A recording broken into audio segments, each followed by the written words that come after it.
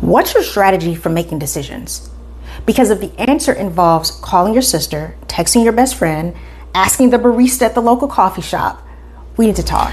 I've noticed sometimes that smart, high-achieving women are crowdsourcing their lives, and it's costing them their confidence, their credibility, and their peace. You should be able to make decisions based on who you are, your identity, your values, your standards, your needs, what you believe. Today, I'm going to give you 3 questions that will change the way you make every significant decision, starting with the next one that you face. I want to tell you about a client of mine. Let's just call her Renee. Renee was very talented. She was a consultant at a major international consulting firm. She was very experienced, clearly the most qualified person in the room, and she knew how to do her job. But she came to me with a problem that had nothing to do with her skill set. This particular week, she was leading a group project at work. Her team needed to make a key decision about the direction of a project that they were all working on. But Renee was the final decision maker. She was leading the team. And honestly, she knew the answer. She knew what to do next. She had the experience, she had the data, she looked at the facts, and she had the instinct. But instead of just making the call, she went around to every single team member to ask what they thought, one by one. Emails, side conversations, informal check-ins, all together, all their opinions to make a decision that she already knew how to make. And because of that, the project stalled. Because she kept waiting for everyone to agree before she would be willing to make a move. So she came to me and she was like, Tiffany, I just don't want to make the wrong call. What if I decide on a decision and then it doesn't work out and everybody blames me? That's why I've been checking with my team to make sure that, everybody's on board and we're all in agreement. And I just stopped her. Renee, what do you think the right move is? And she kind of looked at me for a second and she was like, well, I think this needs to happen and this needs to happen and this. And she immediately started answering me clearly, confidently. She knew what she needed to do. She had the answer. But she had spent 2 weeks collecting other people's opinions and references and preferences instead of trusting her gut and trusting that the facts that she knew about the project were accurate and trusting her own decision-making abilities. The problem was not the team. It wasn't the project. The problem was that she didn't trust herself in the decisions that she needed to make for work. She had a self-trust issue when it came to making decisions.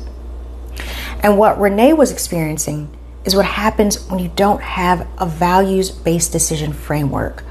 When you don't have clarity on your values, you default to other people's preferences. You fill that vacuum with whatever creates the least friction. So instead of looking at your own values around your decision-making abilities, you think you're just trying to be collaborative and be a good team player. But it's actually making you look like you're afraid to step up and make the final call. There's a time to be collaborative and be a team player, and then there's a time to be a leader and say, nope, I've heard everybody's ideas, this is how it's going to go, and make the decision. By the way, if you're resonating with this and you really want more clarity around your decisions, how you live your life, your lifestyle, your work, your identity, then make sure you register for my weekly clarity series every single Wednesday at 7 p.m. We work through these exact same skill sets and questions that's keeping you stuck around your work, around your values, around your lifestyle. This is for women who are successful on paper. They got the title, they got the achievements, but something still feels off. They're not quite satisfied and they're starting to head towards burnout. So if you're interested in that clarity workshop, click the link in the description, get registered, and we do this every single Wednesday at 7 p.m. I'll see you there. So now I want to get practical. Here are the 3 questions to ask yourself before every significant decision, especially when you feel that pull to just go along with things. Ask these questions before every single decision to make sure that you're aligned with how you want to move forward. Question 1, what do I actually think about this? Not what's the safest or what's keeping everybody in the room comfortable. What do I actually think? Get clear on your own position before you factor in anyone else's. If you don't know where you stand, you'll stand wherever feels easiest. And that changes depending on who's in the room. So get very clear on your own alignment and what you think the answer should be. Question number 2, Am I yielding or making this decision because I genuinely agree or because I want to avoid friction? These feel different on the inside. Genuine agreement feels easy and clear, like, okay, I agree with what they're saying, let's go forward. But avoiding friction feels like you're shrinking yourself just to make yourself fit in, just to make you smaller, to make it look like you're just trying to be on the team and, make sure that everyone else is happy. You need to pay attention to which one it is. Question 3. If no one's feelings were at stake, what would I choose? This strips away the social performance and gets down to your actual preference. Know your preference first, then decide how you want to communicate it to others. But you cannot lead with other people's comfort in mind. You have to be able to really step into your truth and say, hey, this is what I think and this is how we're going to go. Here's where Renee landed.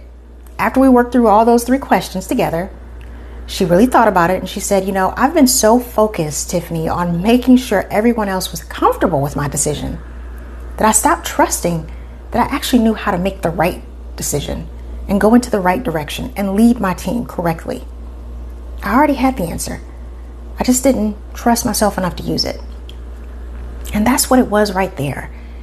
She hadn't got clear on her values around self-trust when leading her team and making critical decisions.